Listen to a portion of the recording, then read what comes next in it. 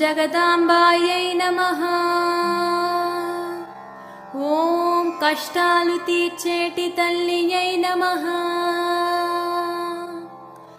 ఓం కన్యాకుమారియై నమః. ఓం వాసవి కన్యకాయై నమః.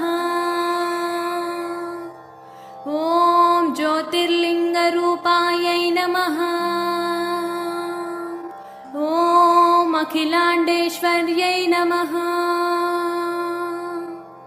ఓం జగములు బ్రోచే తల్లియై నమః. ఓం ప్రకృతై నమః. ఓం వికృతై నమః. ఓం శ్రద్ధాయై నమః. ఓం విద్యాయై నమః.